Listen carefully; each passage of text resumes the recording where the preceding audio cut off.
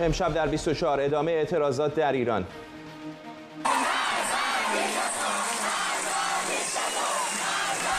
فریادهای دانشجویان دانشگاه فردوسی مشهد در جلسه سخنگوی دولت. همزمان در مریوان صدها نفر در مراسم 40 مختار احمدی جوان مریوانی شرکت کردند.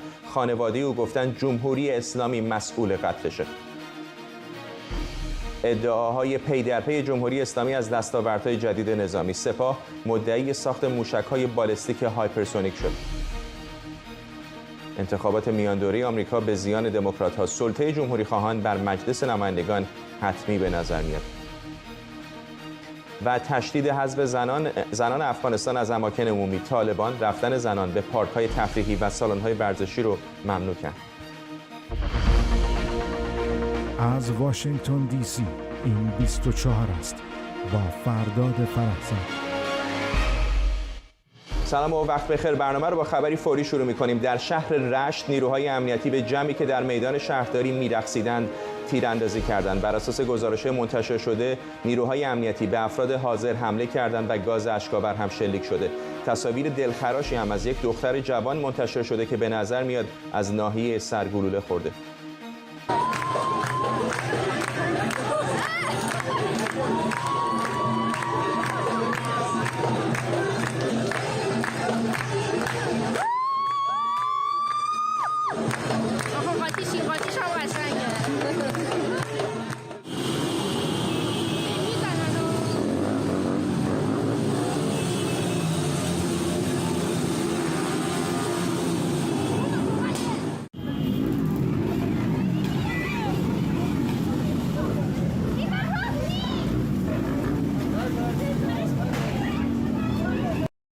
مریوان 19 آبان.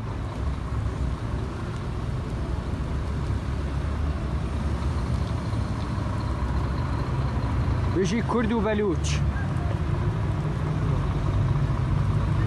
جنجيان آزادی.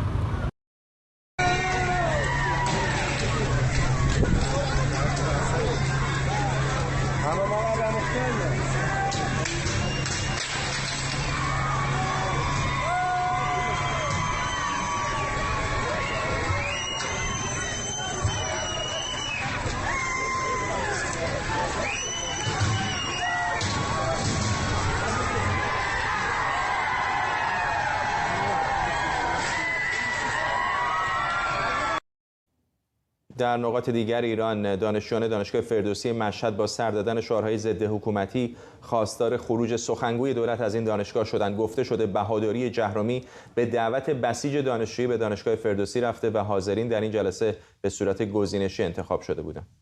دوستان گوش بدید. شما که شکر خدا دست به توجیه مسئولان ایران همیشه خوب بوده و هست. چه توجیهی برای 1500 کشته آبان 98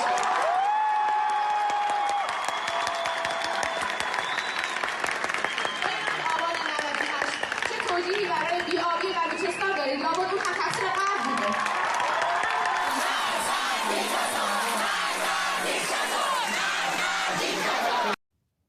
خانواده مختار احمدی از کشته شدگان اعتراضات سراسری در مراسم 40 این جوان مریوانی جمهوری اسلامی رو مسئول مرگ فرزندشون خوندند. مختار احمدی جوان 19 ساله دستفروشی بود که برای امرار معاش در خیابان‌های مریوان عروسک می‌فروخت. مردم آزادیخواه مریوان و همه ایران، 3 روز پیش شامگاه شنبه 9 مهر ماه مختار احمدی فرزند حاج سلیم محمد سلیم احمدی ساکن محله تکه شهرستان مریوان در جریان تیراندازی نیروهای سرکوبگر در میدان دارایی مورد اصابت مستقیم گلوله قرار گرفت و به شدت مجروح شد. قبل از رسیدن به بیمارستان فجر مریوان جان خود در راه آزادی با مراسم خاکسپاری مختار عزیزمان تحت تدابیر شدید امنیتی ساعت 2 بامداد روز بعد و تنها با حضور 20 نفر اعضای خانواده در آرامستان دارسران مریوان برگزار شد. برای اینکه جنازه مختار عزیز را بدهند ما را به خاکسپاری شبانه وادار کردند. ما به مختار و جانباختگان افتخار میکنیم و همدل آرزوهای انسانیشان هستیم. باز هم سپاسگزار حضور و همدردیتان هستیم.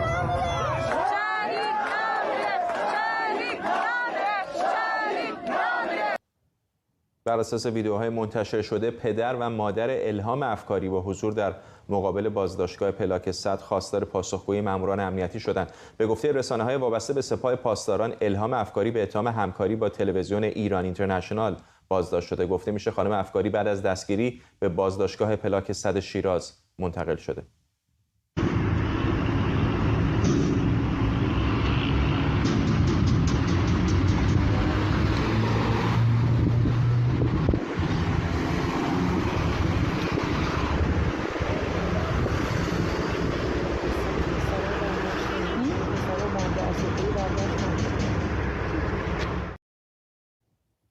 بیننده ایران اینترنشنال هستید و پوشش ویژه ما از اعتراضات سراسری در ایران. همطور که در اول برنامه بهتون گفتم، گزارش‌هایی از تیراندازی در میدان شهرداری رشت به دست ما رسیده. تصاویر دلخراشی هم از یک دختر جوان که به نظر میرسه از ناحیه سر تیر به او خورده در شبکه‌های اجتماعی منتشر شده. فروغ کنعانی، فعال حقوق زنان از آلمان با ماست. نمی‌دونم خانم کنعانی این تصاویر از رشت رو دیدید یا نه؟ متاسفانه دیدم و بسیار متاثر کننده بود. جمهوری اسلامی اینطور که به نظر میاد با هر چیزی که رنگ و بوی سلامت، شادی و نشاط داره مشکل داره و من نمیفهمم ما اصلا در چه مرحله‌ای از انسانیت هستیم که رقصیدن مردم در یک فضای عمومی بدون که هیچ اتفاق عجیب غریب و خاصی اونجا رخ داده باشه با گلوله به سر پاسخ داده شده. واقعا این دردناک و وحشتناک است و خب برای من واقعا باور این صحنه‌ها کمی سخت بود. خب من اگر از خبرگزاری شما نمیشنیدم واقعا فکر می‌کردم که بایستی با شک و شبهه نگاه کنم. اما ببینید این همون مرحله‌ای از انقلاب هست به اصطلاح که قابل پیش بینی بود، مرحله‌ای که مردم پیش میرن و بعد خب طبیعتاً یک وقفه‌هایی برای تجدید قوا انجام میگیره یا برای اینکه خب به هر حال شرکت کنندگان در قیام ببینند که مرحله بعدی چه خواهد شد، کمی سبک سنگین کنند آنچه که پشت سر گذاشتن و اونچه که الان در پیش رو داریم. در این وقفه ها معمولا خشونت حکومت‌های توتالیتر و خب جمهوری اسلامی فکر می‌کنم در رأس اونها باید نام برده بشه، به حد اعلا میرسه. هر زمان یک یا دو شب که وقفه بشه، مثلا اگه در دانشگاه ادامه پیدا میکنه و خیابون‌ها خلوت میشن، شما رجزخونی اوباش جمهوری اسلامی رو می‌بینید در خیابون‌ها که اعتراف میکنن که ما سر ناموس خودمون رو هم میبریم یا اصطلاحاً رجز میخونند برای مردم و میگن که خب ببینید ما اینجا وجود داریم. ولی خب وقتی که دوباره مردم به خیابان برمیگردند عرصه براشون تنگ میشه و خب چاره جز فرار و تسلیم ندارن و خب اینها هم همین مرحله رو متاسفانه با سنگدلی بسیار زیادی دارن انجام میدن و من فکر میکنم این همون جایی هست که این نقطه های انقلابی رو وقتی که به هم وصل میکنید میبینید که چطور بدون بازگشت میکنه. ما چطور به عقب برگردیم، چطور چرخه خشونت رو متوقف کنیم، چطور این عزیزان رو زنده کنیم. بدون زنده کردن اینها که یکم برای غیر ممکن هست، عملا استاپ کردن، متوقف کردن چرخه خشونت غیر ممکن هست. بنابراین کسانی که آه و واویلا سر میدند بایستی دقت کنند که دقیقاً این چرخه خشونت از کجا شروع میشه و به چه بزنگاهایی میرسه. این که دیگه اعتراض نبود، این که دیگه فحش و گلوله نبود، این که دیگه کوکتل مولوتوف نبود، یک تجمع ساده مردمی بود. اصلا گلوله برای چی؟ با موتور حمله کردن، زیر گرفتن مردم رو و بعد به سر معترضین گلوله شلیک کردن. واقعا من متوجه نمیشم که جمهوری اسلامی آیا میدونه داره چیکار میکنه و آیا متوجه است که چه عواقبی داره در فردای براندازی برای تمام کسانی که در اخذ این تصمیمات شریک بودن و نقش داشتن در این جنایت‌ها. خانم کنعانی، به نظر میرسه که نه تنها پیام بسیاری از معترضان رو نمیشنوند مقامات جمهوری اسلامی، بلکه در تلاش هستند که پیام رسان رو که رسانه‌ها هستن، از جمله طبیعتاً همین شبکه ایران اینترنشنال، هدف قرار بدن. در ابتدای برنامه هم داشتیم خانم الهام افکاری، خواهر نوید افکاری رو بازداشت کردن، به او اتهام همکاری با ایران اینترنشنال زدن. ایران اینترنشنال در بیانیه هر نوع ارتباط و همکاری با ایشون رو به کلی رد کرده. چطور می‌بینید این تلاش‌های گسترده حکومت رو، نه فقط برای ساکت کردن رسانه‌های فارسی زبان خارج از کشور، بلکه حتی برای شبکه‌های اجتماعی مثل توییتر، مثل فیسبوک، مثل اینستاگرام که ایرانی‌ها حتی به اون هم دیگه دسترسی ندارن؟ رفتارهای تیپیکال یا بسیار مشابه در حکومت‌های توتالیتر کمی پیش از بود. همشون همین الگو رو پیش میبرن. حالا کمی کنتر و یا کمی تندتر از همین منوال پیش میره. ببینید اولا که واژه اتهام برای همکاری با یک خبرگزاری خودش اشتباه است. یک اتهام همکاری با ایران اینترنشنال، یک شبکه تلویزیونی که کارش خبرگزاری هست و حالا کسی هم که گزارش داده یا مصاحبه کرده، من اصلا متوجه نمیشم. همین نشون میده چقدر غیرقانونی است این تفهیم اتهامی که به خانم افکاری صورت گرفته و ایشون رو با بچه 3 سالش بازداشت کردن و بعد با افتخار اومدن گفتن ما بچه رو تحویل بازپرس ارسال. شما برای چی بچه 3 ساله رو دستگیر کردید؟ بعد خانواده رو پشت در گذاشتن و پاسخگو نبودند. خب شادان کردن اینترنت یا قطع شبکه‌های اجتماعی هم که به هر حال جمهوری اسلامی دیگه تبحر خاصی درش داره و سالیان ساله که ما بهش عادت کردیم و خب دیدیم. اما می‌بینید که مردم بلدن چطوری پرسر دور بزنن. ایرانیان خارج از کشور به صورت فعالانه VPN تولید می‌کنن و در اختیار عزیزان داخل می‌ذارن. اما چیزی که ما رو نگران می‌کنه تعلل کشورهای اروپایی در قطع همکاری یا در تحریم کردن شرکت‌هایی هست که در همین اروپا، در همین آلمانی که من هستم، فعالانه کمک می‌کنند به قطع اینترنت در ایران. این بسیار خطرناک است برای فضای ملتهب ایران، به خاطر که میتونه خطر جانی داشته باشه. حضور اینترنت در شرایط ملتهب و انقلابی قیام کنونی ایران میتونه حکم ناجی جان معترضی رو داشته باشه. خبرگزاری که مردم برای هم انجام میدن وقتی میتونن به هم خبر بدن که چه چیزی در کمینشونه در چند صد متر جلوتر، این نقش بسیار مهمی داره. چطور اتحادیه اروپا تعلل میکنه؟ چرا ایرانیان عزیز خارج از کشور که این همین روزا زحمت میکشن به صورت هدفمند نمیایم، جمع نمیشیم و تحت فشار نمیذاریم؟ چون عملا مسئله حقوق بشری در ایران شده یک توپ بین احزاب اروپایی مدام برای اینکه از هم پیشی بگیرن، چون انتخابات مثلا در همین آلمان هم به زودی در پیشه. این مسئله حقوق بشری رو مدام برای اونها باز، ولی عملا هیچ اتفاقی نمیفته. همش حرف بدون اینکه ما ذره‌ای نتیجه گرفته باشیم. این به خاطر اینکه وظیفه خود ماست. ما باید تحت فشار بذاریم، ما باید به صورت هدفمند مانیفست بنویسیم و به صورت هدفمند بگیم که دقیقاً برنامه‌مون و خواستمون در این مرحله چیه. مراحل بعدی هم پیش میاد زمانی که ما بدونیم دقیقاً الان داریم چیکار می‌کنیم و چه خواسته‌ای داریم. این مسئله کمی نیست. اینترنت در ایران باید جدی گرفته بشه که قطع نشه. باید بتونیم نظارت کنیم به وضعیت جنایت‌های جمهوری اسلامی در ایران. ممنونم از شما. فروغ کنانی، فعال حقوق زنان از آلمان.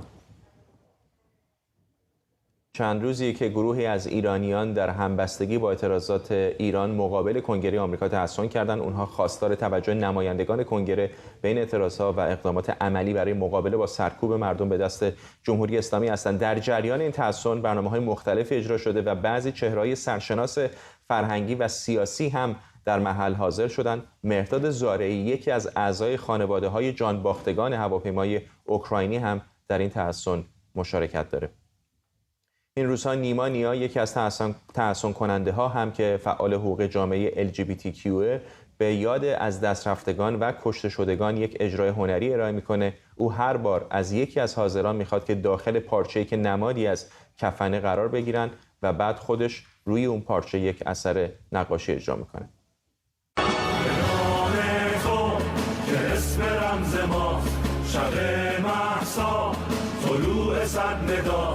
بخوان که شب سرود زن شود که این وطن شود. شبا هنگام میان کوچه ها به در کوبد که نوبت شماست. برادرم که سنگر من است، چو سایه سار روشن است. دویدنش فراخ سینه اش چو جان پناه و مأمن است.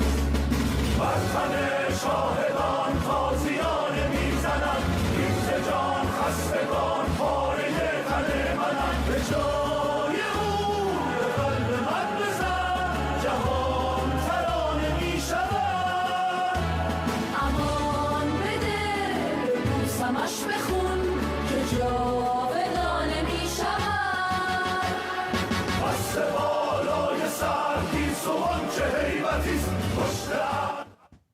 این تحصن از سه‌شنبه 10 آبان شروع شده و به گفته برگزار کننده ها قرار 12 روز به صورت شبانه روزی ادامه داشته باشه. اردوان روزبه، روزنامه‌نگار، از محل تحصن این ایرانیان مقابل کنگره آمریکا با ماست. اردوان، امروز روز 10 بعد باشه فکر می‌کنم، نه؟ اگر اشتباه نکنم.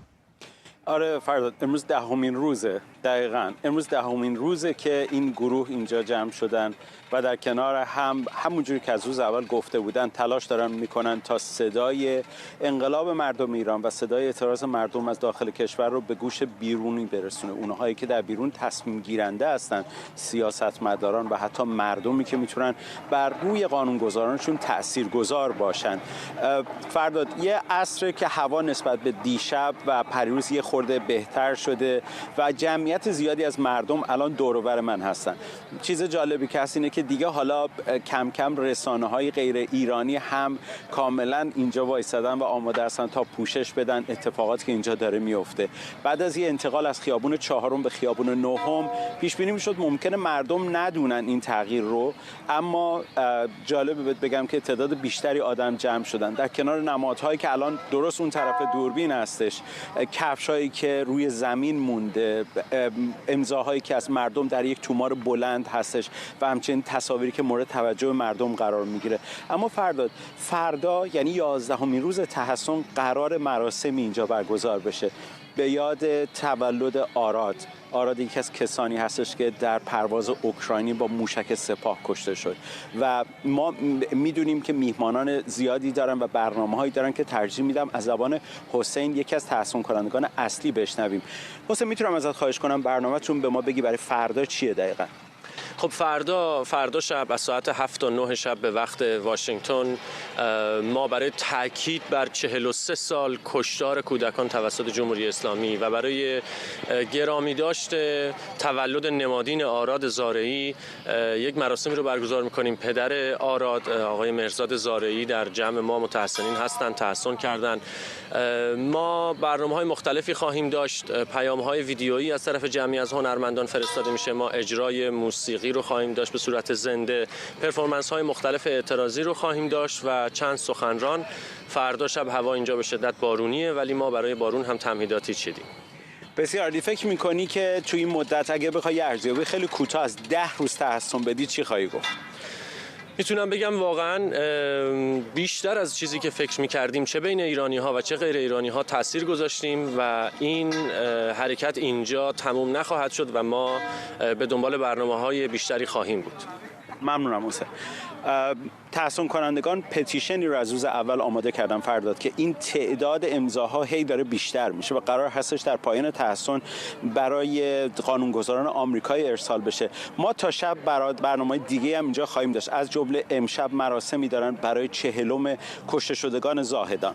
ممنونم از تو. اردوان روزبه از روبروی کنگره ایالات متحده آمریکا، محل تحسن شماری از ایرانیان.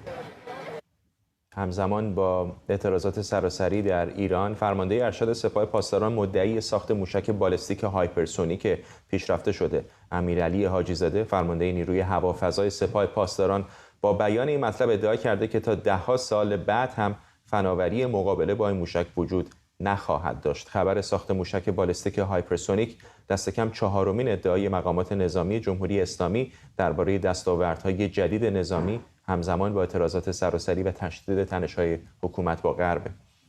در همین یک هفته گذشته جمهوری اسلامی مدعی پرتاب موشک قائم صد، ساخت موشک صیاد 4 و افزایش برد سامانه دفاع هوایی باور 373 تا 300 کیلومتر شده. فرزین ندیمی، تحلیلگر امور دفاعی امنیتی از واشنگتن با ماست. آقای ندیمی، یک، چقدر به نظرتون این ادعا درسته و دو، چه اهمیتی از نقطه نظر نظامی داره؟ خب ببینید، هر نوع موشک بالستیکی میشه هایپرسونیک باشه. هایپرسونیک هم که به فارسی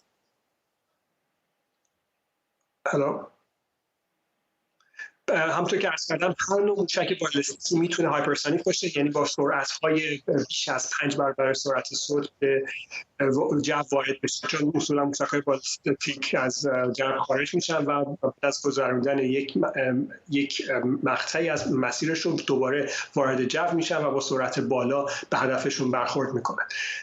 ولی معمولا موشک‌های بالستیک هایپرسونیکی که الان صحبتش میشه، یا همون موشک‌های ابر فراسوت، در حقیقت 3 رده‌بندی به نسبت جدیدی رو شامل میشن. موشک‌های بالستیک هدایت شونده که تا آخرین مرحله از مسیر پروازشون تا رسیدن به هدف هدایت میشن به وسیله سطوح کنترل یا وسایل دیگه‌ای.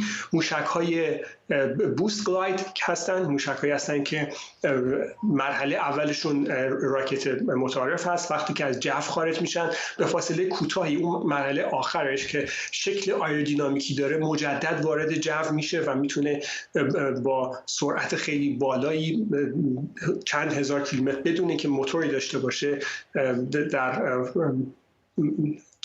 داخل جو پرواز بکنه. به خاطر سرعت خیلی بالاشون امکان رهگیری اونا خیلی مشکل هست. اینا هم هستن که موشک‌های کروز هایپرسونیک هستن که اینا به خاطر نوع موتور خاصی که دارن میتونن که به کمک اون سرعت اولیه‌ای که دارن موتورهای اسکرم جتشون رو به کار بندازن و با سرعت‌های بیشتر از 5 برابر سرعت صوت به هدف برسن. حالا ادعایی که آقای حاجی‌زاده کرده احتمالاً به نوعی از موشک بالستیک هایپرسونیک خود سپاه پاسداران برمیگرده که خب طبیعی اینا در مرحله ورود به جو سرعت هایپرسونیک دارن، ولی سطوح کنترلی داره که میتونه در مرحله آخر برای اینکه دقت هدف زنی اون بیشتر بشه به حرکت در بیاد و اونو هدایت بکنه به یک دایره‌ای از اطراف هدف که حالا اون دایره هرچی کوچیک‌تر باشه دقتش بالاتره. و اشاره‌ای هم کرده که میتونه مانورپذیر باشه در خارج از جو زمین، هم میتونه اشاره باشه به اینکه این موتورهای کوچیکی داره که خارج از جو جایی که سطوح کنترل آیرودینامیکی کارایی ندارن یک اصلاحاتی رو در مسیرش انجام بده که بتونه دقت بیشتری داشته باشه. ولی خب ادعایی هم که از طرف دیگه کردن که همین مانورپذیری این موشک میتونه در برابر موشک‌های ضد موشک مؤثر باشه، مانورهایی انجام بده که موشک‌های ضد موشک نتونن بهش برخورد بکنن. خب این در صورتی هستش که واقعا در عمل نشون داده بشه. به هر حال در تئوری شاید اونا به این نتیجه رسیدن که این مانورهای این موشک میتونه اونو در مقابل موشک‌های ضد موشک مؤثر واقع بکنه. خب اینو باید دید. به طور کل بله، موشک‌هایی که سرعت هایپرسونیک دارن به ویژه در رده بوست گلاید که گلایدرهایی هستن که میتونن در داخل جو پرواز بکنن و مانورهایی بدن و حتی میتونن تا 90 درجه مانور بدن، بله صرفا در حال حاضر اغلب موشک‌های ضد موشک در مقابلش کاری ندارن و صرفا میشه گفتش که موشک یک نوع خاصی از موشک SM-6 آمریکایی هستش که الان حدود 500 فروندش به دست نیروی دریایی آمریکا رسیده. اونا میتونن تا حدی در مقابل موشک مؤثر واقع بشن. البته آمریکا داره یک پروژه به اسم GPI تازه شروع کرده که شاید امیدواره تا اواخر دهه 2020 بتونه یک دفاع مؤثری علیه موشک‌های بوست گلاید هایپرسونیک به وجود بیاره که البته الان در اختیار چین و روسیه هستش و هنوز به نظر نمیرسه که ایران به اون مرحله رسیده باشه. ممنونم از شما. فرزین ندیمی، تحلیلگر امور دفاعی و امنیتی از واشنگتن. خب اجازه بدید در این بخش از برنامه نگاهی بندازیم به تازه‌ترین خبرهای انتخابات میان دوره آمریکا.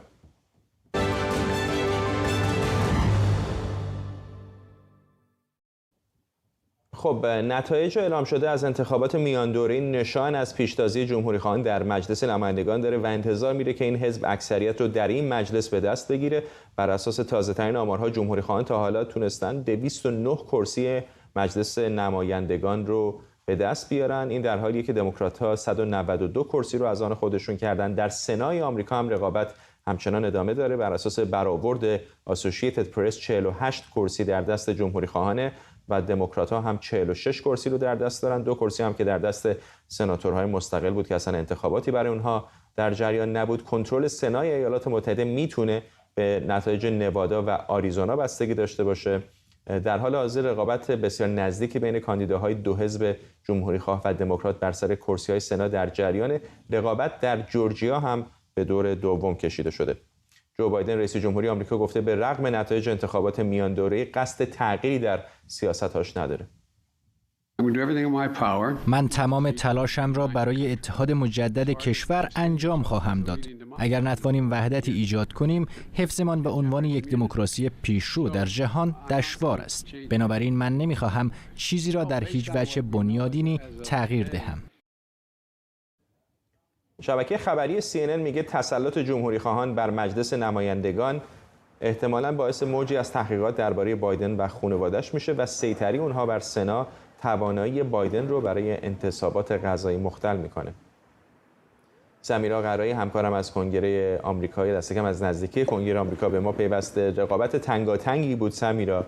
جمهوری خواهان مجلس نمایندگان رو هم اونطور که به نظر میاد به دست خواهند گرفت، اما شاید اون نتیجه قاطعانه، پیروزی قاطعانه‌ای که جمهوری خواهان به دنبالش بودند به دست نیامد.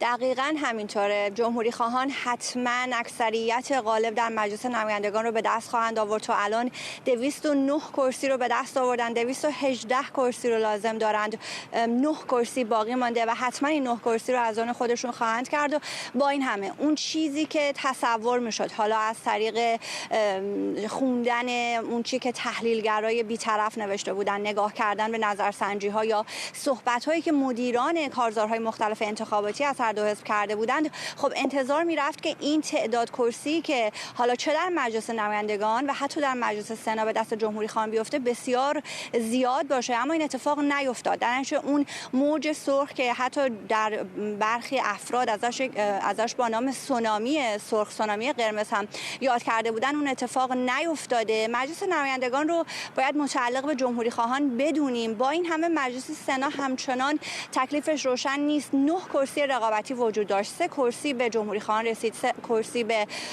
دموکرات ها رسید، 3 کرسی باقی مانده که تمامی نگاه ها معطوف به این 3 کرسی است که آینده و ترکیب آتی مجلس سنا رو رقم بزنند. متعلق به نوادا، آریزونا و جورجیا هست این 3 کرسی. البته آمار و ارقامی که من از مجلس سنا دارم تا حدودی با تو متفاوت است فرداد.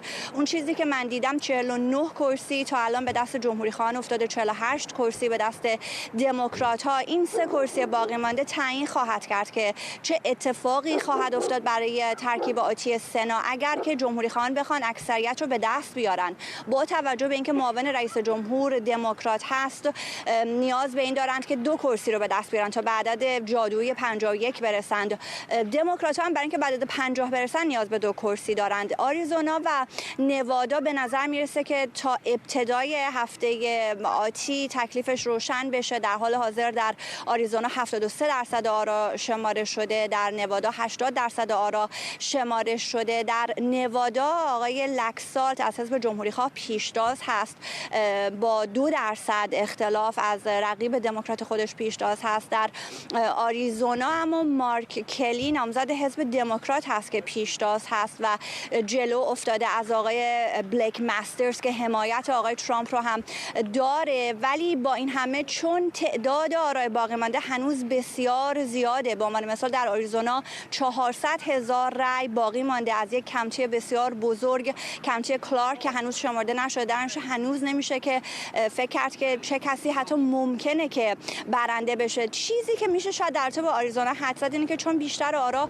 پستی هست، در نوادا هم به همین ترتیب. حالا مشخصا نوادا اون چیزی که از 2020 به یاد داریم که وقتی آرای پستی شروع کردن به شمارشش، خب به نفع دموکرات‌ها تمام شد.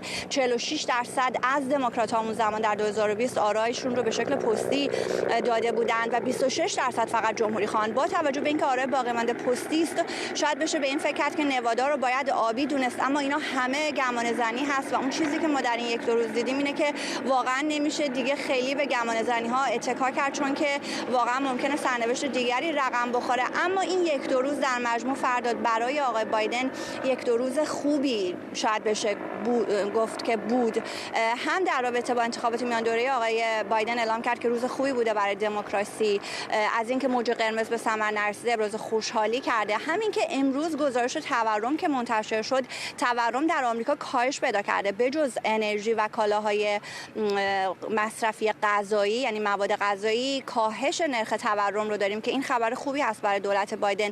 و از اون طرف هم از آوریل 2020 تا به امروز مشاهده نشده بود که بازار بورس آمریکا نسدق بتونه چنین پیشرفتی رو نشون بده. امروز نسدق افزایش، در واقع بالا رفتن بهای سهام رو مشاهدش بودیم. میشه گفت که حداقل این 1-2 روز برای آقای بایدن روزهای خوبی بوده. فرداد سمیرا چون اشاره کرده به این تفاوت کرسی‌ها 48 49 تا، خودت بهتر از من میدونی برآورد دیگه، بعضی ایالت هنوز دارن شمارش میکنن، ما بر اساس اسوسییتد پرس میریم، اما درست میگی جای دیگری هستش که 49 کرسی. به گمانم این آلاسکا هستش که میدونیم احتمال 99% به دست جمهوری خواهان میرسه، ولی بعضی از نظرسنجی‌ها که برآوردها هنوز قاطعانه اعلام نکردن. بگذاریم از این. 5 روز مونده به روزی که آقای ترامپ وعده داده که میخواد یک بیانیه مهم بده. خیلی‌ها گمانه زنی میکنن که احتمالاً میخواد اعلام بکنه که میخواد برای انتخابات ریاست جمهوری 2 سال بعد خودش رو نامزد بکنه، ولی به شدت تحت تاثیر این انتخابات میان دوره‌ای قرار گرفته.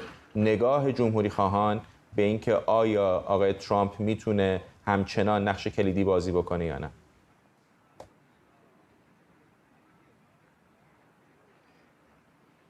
سوال بود البته سمیرا. میخوام، من متوجه نشدم که سوال بود. ببین، اگر که روزنامه نیویورک پست رو نگاه بکنیم، رسانه‌ای است که خب میشه گفت به ترامپ نزدیک هست، کاریکاتوری از آقای ترامپ منتشر کرده. اون هم این رسانه نیویورک پست هم راجع به این صحبت کرده که اتفاقاتی که افتاد در انتخابات میان دوره‌ای برای ترامپ یک شکست بود. بسیاری از اون نامزدهایی که آقای ترامپ کپیتال یا سرمایه سیاسیش رو روی اونها گذاشته بود برای پیروز شدن، نتونستن پیروز بشن. مهمترینش آقای دکتر اوز یا همون مهمت اوز که در پنسیلوانیا شکست خورد از آقای فترمن بود که شاید اون رو بشه یک از مهمترین شکست‌های نامزدهای معرفی کرد که آقای ترامپ داشت ازشون حمایت می‌کرد، یا هرشل واکر که البته رسیدنش به جایی که قرار داشت به عنوان نامزد اصلی حزب جمهوری‌خواه بدون حمایت آقای ترامپ ممکن نبود، اما در برابر آقای وارناک متوقف شد. هرچند نتیجه انتخابات هنوز معلوم نیست، باید بریم به دور دوم. ولی اگر که شبکه‌های اجتماعی توییتر انگلیسی زبان آمریکایی ها رو نگاه بکنیم، اگر رسانه ها رو نگاه بکنیم، راجع به این صحبت میکنند که احتمالاً داستان ترامپ برای 2024 تمام شده، چرا که هم نگاهی به نامزدهای آقای ترامپ این مسئله رو به ما نشون میده. از اون طرف یک اتفاق مهمی که رخ داده، ظهور فردی به اسم آقای دسانتیس که الان فرماندار فلوریدا شده.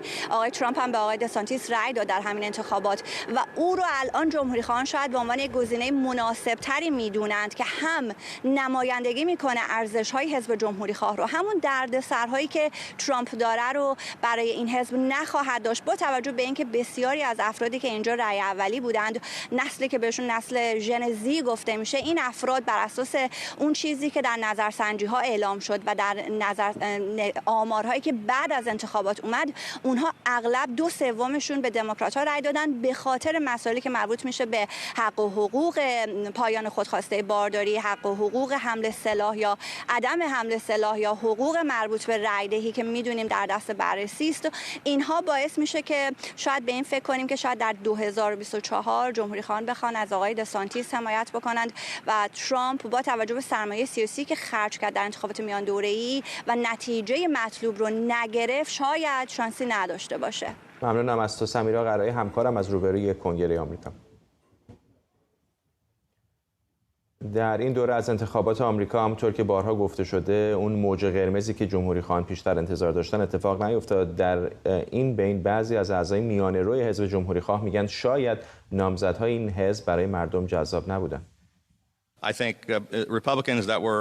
فکر میکنم بیشتر جمهوری خواهایی که مثل من دغدغه‌شون دغدغه مردمه و در مورد اقتصاد، جرم و جنایت و آموزش صحبت کردن، در سراسر کشور در مناطق خاکستری و مناطق رقابتی پیروز شدن. موج قرمزی که همه پیش بینیش میکردن اتفاق نیفتاد، چون راستشو بگم ما چهرهایی رو نامزد کردیم که برای رأی دهنده ها جذاب نبودن و این قطعاً چیزیه که حزب ما باید ازش درس بگیره. آقای هوگن که صحبتاشو شنیدید از سال 2015 فرماندار مریلند بوده و قراره تا 18 ژانویه سال 2023 این مقام رو به ویسمور واگذار کنه که نخستین فرماندار سیاه‌پوست در این ایالت میشه. آرش غفوری تحلیلگر سیاسی و کارشناس کارزارهای انتخاباتی اینجا در استودیو به ما پیوستین. تصاویر پشت سر ما هم آریزوناست که همچنان دارن برگه ها رو میشمارن. جمهوری خواهان به نظر 2 تا رقابت داشتن دیگه، هم با دموکرات‌ها هم بین خودشون که آیا نامزدهای طرفدار ترامپ توفیق خواهند داشت یا نامزدهای میانه رو.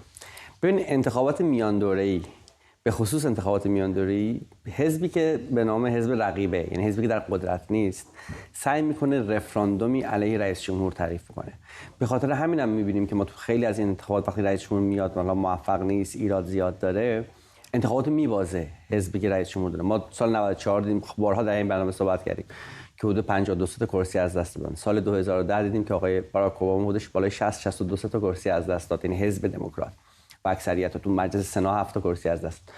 ولی انتخابات امسال فرقی که داشت این بود که دموکرات‌ها سعی کردن این رو از این بحث رفراندوم علیه آقای بایدن تبدیل بکنن، با آقای ترامپ رو موضوع کنن، یک، و اون دو قانون تصویبی که دادگاه عالی مطرح کرد در مورد حق سقط جنین، یعنی اونم بخش‌هایی از احزاب طرفداران حزب دموکرات رو برانگیزان که بیان تو انتخابات رأی بدن.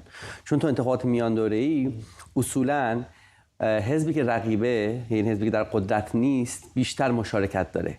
وقتی شما مشارکت طرفدارانتون بیشتر بشه، یعنی فاصله زیاد باشه، میایین احتمال برنده شدن دارید. ما سال 2014 75% دموکرات‌ها بیشتر از جمهوری‌خواهان بیشتر از دموکرات‌ها رأی داده بودن. من آمار اگزیت پول‌ها رو که می‌دیدم توی انتخابات امسال، فاصله کسایی که رأی دادن خودشون گفتن دموکراتن یا جمهوری‌خواهان 3%. توی افراد مستقل کسایی که به دموکرات‌ها رأی دادن 49%، 47% به دموکرات‌ها هستن، 47% به جمهوری‌خواهان. ببخشید دوباره گفت 40 چند درصد؟ 49% به دموکرات‌ها رأی دادن و 47%. 2012 که میت رامنی باراک اوباما شکست می‌خوره، 55% مستقل‌ها به میت رامنی رأی داده بودن، 45%شون به دموکرات‌ها. توی خانم‌هایی که مستقل هستن، افرادی که خانم هستن و خودشون مستقل تلقی کردن، 54%شون به دموکرات‌ها رأی دادن در مقابل 42%. خب این کل کشور دیگه، این برای کل کشوره. بله.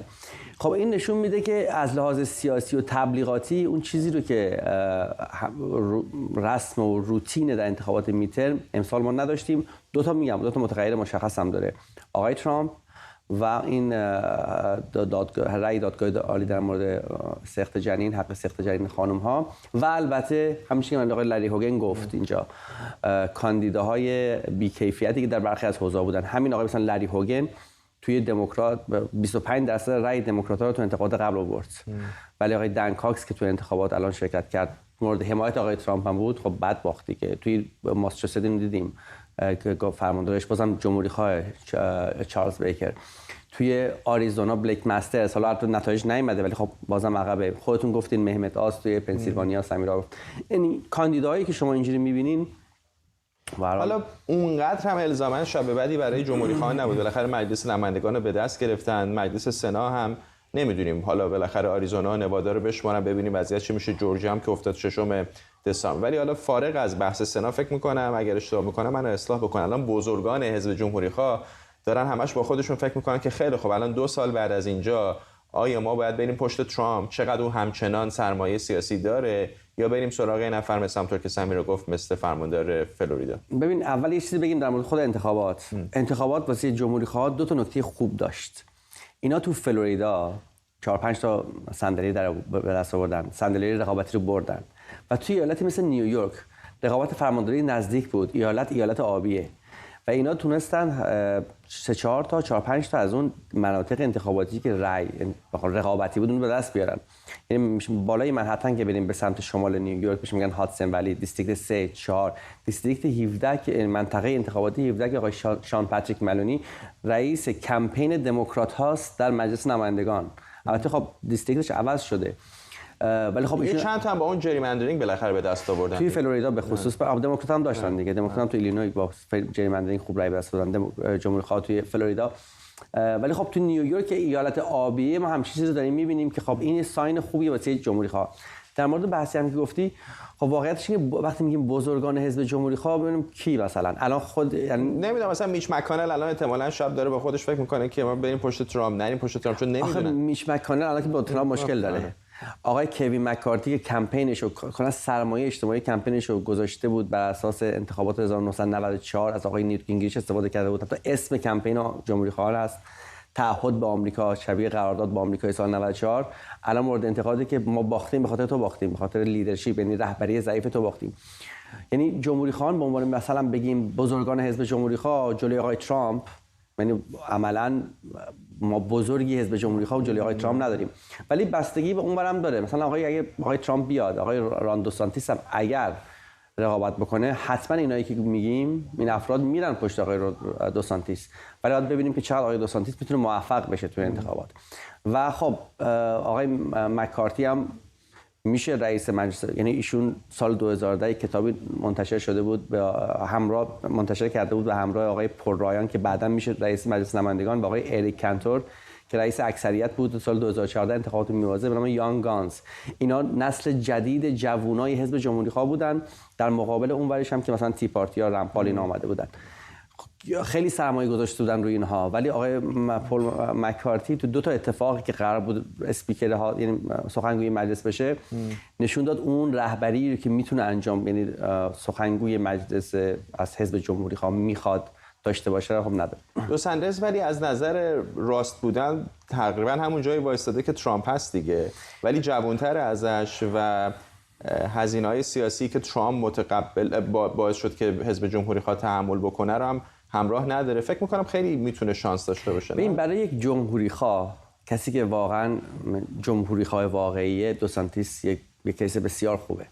اما شما تو انتخابات ریاست جمهوری فقط جمهوری خواه واقعی نمیخواین. شما برین ویسکانسین، پنسیلوانیا، مینسوتا، همین ایالت اوهایو، اون میشیگان رأی بگیرید. آقای ترامپ چرا تو اونجا موفق بود؟ برای اینکه میتونست اپروچ کنه به اون کسایی که بهشون میگفتن دموکرات‌های، یه زمانی بهشون میگفتن دموکرات‌های ریگانی، یعنی دموکرات‌هایی که در واحدهای صنعتی کار میکردن، از سران حزب دموکرات ناراضی بودن. خب آخه اگه تونستن با یک میلیاردر معاملات ملکی نیویورکی کنار بیان، چه دلیلی داره نتونن با آقای دو ساندرز فلوریدایی کنار بیان؟ برای اینکه اون میلیاردر نیویورکی رفت بهشون گفت که این پولایی که ما میاریم اینجا از میخوایم بفرستیم چین و قراردادهای گلوبالیزیشن، یعنی جهانی سازی که شغل شما رو گرفته برده تو چین و ماکائو و هند داره کار میکنه، من هر برمیگردونم تو اینجا. و نشون میداد، گفتن این بیزنسمنه، این کارو میتونه انجام بده، بلد. ببین راس پرو سال 1992 که توی انتخابات ریاست جمهوری شرکت کرد جلوی بوش و کلینتون به عنوان فرد مستقل 20% رأی آورد. پلتفرم سال 92 راس پرو یه چیزی بود شبیه پلتفرم آقای ترامپ در سال 2016 که از حزب یک میجر، یعنی حزب اصلی، یعنی بخش‌هایی از گروه‌های صنعتی، طرفداران گروه‌های صنعتی یا کسایی که در کارهای صنعتی میکنن تو آمریکا این رو دوست دارن، همچین اتفاقی رو. ولی اینکه آقای دو سانتیس چقدر بتونه به اونها نشون بده که منم مثل ترامپ میتونم این کارو برای شما انجام بدم، خب کار راحتی نیست، کار سختیه، ممکنه بتونه انجام بده، ولی رقیب قهاری هم پیش رو داره دیگه. و اگه آقای ترامپ کاندیدا بشه اصلا یه دعوای خونین داریم تو جمهوری خواه. یه خوبی انتخابات آمریکا اینه که هیچ وقت کسل کننده نیست. ممنونم از تو. اگه شروع بشه هفته دیگه آقای ترامپ بگه من میخوام کاندیدا بشم، رقابت‌های ریاست جمهوری آمریکا قبل از 2 سال از انجامش داره شروع میشه. گفته 15 دیگه، دقیقاً 5 روز دیگه. ممنونم از تو. آرش غفوری اینجا در استودیو با ما. جو بایدن رئیس جمهوری آمریکا شامگاه چهارشنبه در یک کنفرانس خبری گفته که ارتباطات ایلان ماسک با کشورهای خارجی قابل بررسی. ماسک 2 هفته پیش مالک شرکت توییتر شد. 1 روز بعد شرکت هلدینگ پادشاهی و ولید بن طلال آل سعود اعلام کردند که تحت ریاست ایلان ماسک به عنوان دومین سرمایه‌گذار بزرگ توییتر کارش رو شروع کرده. بعد از اعلام چنین خبری چهارشنبه خبرنگاران از جو بایدن پرسیدند که آیا به گمان او ایلان ماسک میتونه تهدیدی برای امنیت ملی آمریکا محسوب بشه و آیا لازمه که ایالات متحده درباره خرید توییتر از سوی ماسک به کمک شرکتی سعودی تحقیق کنه؟ I think that Elon Musk's فکر می‌کنم همکاری و یا روابط فنی ایلان ماسک با سایر کشورها قابل بررسیه. نمیگویم او داره کار نامناسبی انجام میده یا نمیده، فقط میگویم که این موضوع ارزش اونو داره که بهش نگاهی بشه و تمام چیزی که میگم اینه. آقای ماسک سرمایه‌گذار و کارآفرین بسیار موفقیه و گاهی موضع‌گیری‌های جنجالی او درباره حزب دموکرات، جنگ روسیه و سیاست‌های توییتر واکنش برانگیز میشه. همراه بشیم با امید معماریان، روزنامه‌نگار از دیترویت. آقای معماریان، میفهمم که از منظر سیاسی چنین حرفی از جانب آقای بایدن ممکنه طرفداران او رو خرسند بکنه، اما واقعاً چه مبنایی داره که رئیس جمهوری آمریکا اصلا بخواد مداخله بکنه یا دولت فدرال بخواد مداخله بکنه در تراکنش‌های یک شرکت خصوصی؟ ببینید به هر حال دولت آمریکا کمیته هست به نام کمیته سرمایه‌گذاری خارجی CFIUS که در خصوص سرمایه‌گذاری هایی که ممکن استش که با منافع ملی آمریکا، امنیت ملی آمریکا در تغایر باشن تحقیق میکنه. در بسیاری از موارد در واقع ممکن استش که مانع این بشه که این معاملات انجام بشه یا اینکه حتی سرمایه‌گذاران رو منصرف بکنن یا شرکت رو مجاب بکنن که سرمایه‌گذار خودش رو عوض بکنه. مثلا در مورد توییتر بحثی که الان مطرح میشه این هستش که باید به حال بررسی انجام بشه که در بحثی که مطرح میکنن که این آیا منافع ملی آمریکا، امنیت ملی آمریکا به خطر میفته نمیفته و میگم تا اون حد بوده که تا حالا مثلا که شرکت‌ها رو مجاب کنن که سرمایه‌گذارشون رو عوض کنن. بنابراین از نظر قانونی مبنای قانونی وجود داشته، سابقه وجود داشته، در تا آمریکا براش کمیته خاصی وجود داره که بررسی بکنن این موارد رو و از این جهت بحث شده. چون که مثلا مسئله فقط شرکت توییتر و سرمایه‌گذاری‌های اخیرش نیست، در خصوص شرکت تسلا و رابطه‌ای که به هر حال شرکت تسلا با چین داره یه بخشی عمده‌ای از عملیات ساخت و مهندسی به هر حال ماشین‌های تسلا در چین انجام میشه و از این جهت هم به هر حال با توجه به تنش‌زا بودن رابطه آمریکا و چین از این جهت هم به هر حال این بحث مطرح بوده. قبلا 2 ماه قبل حتی دو تا از نمایندگان سنا آمریکا مطرح کرده بودن که تحقیقاتی رو در خصوص به هر حال ایلان ماسک و فعالیت‌های سرمایه‌گذاری خارجیش انجام بدن. ولی مسبوق به سابقه، اگر من اشتباه میکنم حافظه من رو یاری بکنید، مسبوق به سابقه نیست که در مورد شرکت‌های فناوری، رسانه چنین چیزهای اقدام بکنن؟ میفهمم مثلا اگه لاکید مارتین سرمایه‌گذاری سعودی میداشت شاید امنیت ملی به خطر میفته، ولی یه شرکت شبکه اجتماعی که روش مردم متن مینویسند و قبلا هم آقای بن طلال سرمایه‌گذار بوده دیگه، ناگهان که وارد نشده. همینطور هست. مؤسسه بروکینز تحقیقات رو در این زمینه انجام داده. این بحث از زمانی که ایلان ماسک مطرح کرد که میخواد که به هر حال توییتر رو بخره به هر حال باب شد و در موردش صحبت شد، تحقیقاتی انجام شده که چه خطراتی میتونه داشته باشه. با توجه به اینکه توییتر در آمریکا و بسیاری از کشورها یه بخشی از افکار عمومی رو تشکیل میده و بسیاری از دیسکورس‌ها، گفتگوها که به شکل‌گیری به هر حال فضای سیاسی آمریکا منجر میشه در توییتر انجام میشه، برای آمریکا این مسئله مهم هست، برای خیلی کشورهای دیگه هم مهم هست. از این جهت وقتی که کشوری که سابقه اینو داره که به هر نقض حقوق بشر میکنه یا با مخالفان سیاسی خودش بدرفتاری میکنه، حالا چه عربستان سعودی هست، چه امارات هست، چه قطر هست، چه هر کشور دیگه‌ای که به هر حال این سابقه داره، اگر در مالکیتی مثلا یه شرکتی مثل توییتر باشه که به هر حال درش ممکن استش که بسیاری از فعالان حقوق بشر، فعالان حوزه‌های مختلف جامعه مدنی برای حضور داشته باشن، با اسم ناشناس شرکت بکنن ولی اطلاعاتشون اونجا باشه، اگر قرار باشه دولتی که به هر حال با چنین ویژگی‌هایی داره دسترسی داشته باشه به این اطلاعات، کلا این فضای آزادی بیان و فضای شکل دهی گفتمان‌های مختلف و اینها مختل میشه و از این جهت دولت آمریکا خودش رو موظف میدونه که اگر که مثلا به هر حال یک روالی وجود داره که مثلا میتونه که برای افراد خطرناک باشه اینو بررسی بکنه. برای بررسی کردنش به نظر من از نظر توجه قوانین آمریکا و سابقه‌ای داره و کمیته‌های مختلفی که اساساً بررسی میکنن سرمایه‌گذاری خارج در آمریکا چیز عجیبی نیست. ولی اینکه حالا به هر حال این بررسی ممکنه که در مورد شرکت‌های مختلفی انجام بشه که به گوش من و شما نخوره، به خاطر اینکه شرکت‌ها بسیار در معرض افکار عمومی نیستن، حساسیت برانگیز نیستن، ولی خب ایلان ماسک راه میره، به قول معروف هر کاری میکنه برای مردم جالب هست و خود شخصیت پابلیکی هست و تصمیماتش به هر حال با مردم جهان بهش توجه میکنه، یعنی یه سلبریتی تجاری و بیزنسمنی هستش که به هر حال همه کارش جالب هست، جذاب هست. ولی به هر حال الان به خاطر همین من شما در موردش صحبت می‌کنم، به خاطر اینکه این مسئله هست. ولی در مورد شرکت‌های دیگه در طی سال گذشته با توجه به روال‌های قانونی که در آمریکا وجود داره این بررسی‌ها به صورت روتین انجام میشه. آره، فکر کنم خود آقای ماسک هم الان بهتون پیام داد، صداش اومد. مرسی. امید معماریان، روزنامه‌نگار از دیترویت میشیگان با ما. در ادامه ممنوعیت زنان افغانستان از حضور در اماکن عمومی توسط طالبان، وزارت امر به معروف این گروه ممنوعیت حضور زنان در سالن‌های ورزشی و پارک‌های تفریحی رو اعلام کرده. پیش از این زنان و دختران افغانستان از رفتن به حمام‌های عمومی، آموزش در برخی از رشته‌های دانشگاهی، آموزش در دوره دبیرستان و سفر بدون همراهی یک فرد محرم ممنوع شده بودند. با وجود محرومیت‌های سنگین و سرکوب شدید از سوی طالبان، در یک سال گذشته هر از چندگاهی کابل و بعضی از شهرهای بزرگ افغانستان شاهد اعتراضات خیابانی زنان و دختران بودم. همکارم محبوبه هزار اینجا در استودیو با ماست با جزئیات بیشتر. محبوبه. سلام فرداد همونطور که تو گفتی طالبان اعلام کرده که زنها حق ورود به پارک‌ها و سالن‌های ورزشی رو ندارن. این دستور رو وزیر امر به معروف و نهی از منکر طالبان هم تایید کرده. قبلا طالبان دستور داده بود که پارک‌های تفریحی برای زنها و مردا تفکیک بشه، یعنی بعضی از روزهای هفته زنها اجازه رفتن به پارک رو داشته باشن و بعضی روزها مردا.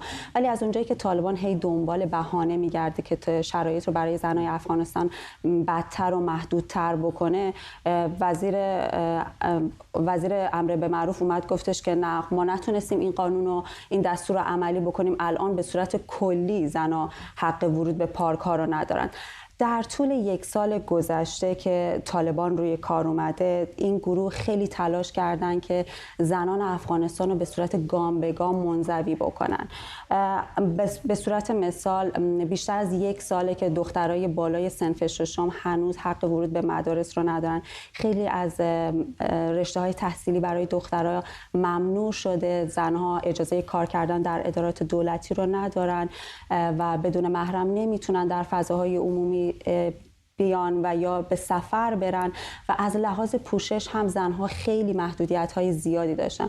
ولی با وجود این همه محدودیت‌هایی که زنان داشتن در طول 1 سال گذشته، بیشتر از 10 بار دخترها و زنان افغانستان در شهرهای مختلف دست به اعتراضهای سراسری و اعتراضهای خیابانی زدن که از سوی طالبان بیشتر اونها بازداشت شد، شکنجه شد و یا به مکانهای نامعلومی برده شدن.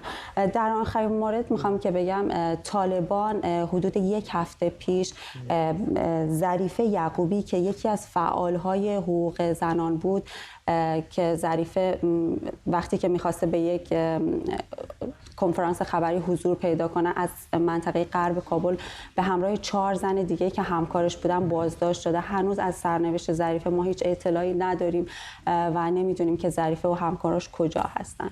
ما این روزا این تظاهرات ایران رو پوشش میدیم، از شجاعت زنان ایرانی میگیم. واقعا شاید تنها جای دیگری که بشه گفت شرایطش خوفناکتر از ایرانه افغانستان است. الان داشتیم تصاویرش رو میدیدیم که در اونجا هم زنان چقدر شجاعانه میان بیرون و تظاهرات میکنن. میدونم که در کابل بوده، در شهرهای دیگه بوده، حالا تصاویر کابل بیشتر به دست ما میرسه. چقدر نتیجه بخش بوده این تظاهرات ها؟ هیچ تغییری میشه دید در رفتار؟ یه چیز دیگه که در رابطه به این تظاهرات بگم اینه که جالبه که 25 تا از زنای افغانستان در ادامه به اعتراضات زنان در ایران مقابل سفارت ایران در کابل دست به اعتراض زدن و حمایت خودشون از زنای ایران هم اعلام کردن. جامعه جهانی یه جوری در تلاشه که اصرار بر این داره که حقوق زنان در افغانستان رعایت بشه. خب اینا همه نتیجه همه اون اعتراضا و اعتراضای خیابونیه که زنها دارن انجام میدن. ولی طالبان هم از اون طرفی که هی جامعه جهانی سر طالبان داره فشار میاره که تو این محدودیت ها رو کمتر کن، فضای بهتری برای زنها ایجاد کنن، ولی طالبان از اون طرف این محدودیت ها رو هی داره بیشتر و بیشتر میکنه و به صورت سلسله وار داره اینا رو انجام میده. و اینکه یه جوری جامعه جهانی و نهادهای بین المللی با طالبان یه جور انگار در خلاف همدیگه دارن راه میرن. طالبان همه این کارا رو در حالی داره انجام میده فرداد که هنوز از طرف نهادهای بین المللی و جامعه جهانی شناخته نشده. ممنونم از تو محبوبه هزاره، همکارم اینجا در استودیو با ما. بیننده ایران اینترنشنال هستید و برنامه 24 با من فرداد فراسد. اجازه بدید انتهای برنامه رو با تصاویری از آریزونا به پایان ببریم که شمارش آرا در این ایالت برای انتخابات میان دوره‌ای هنوز در جریان.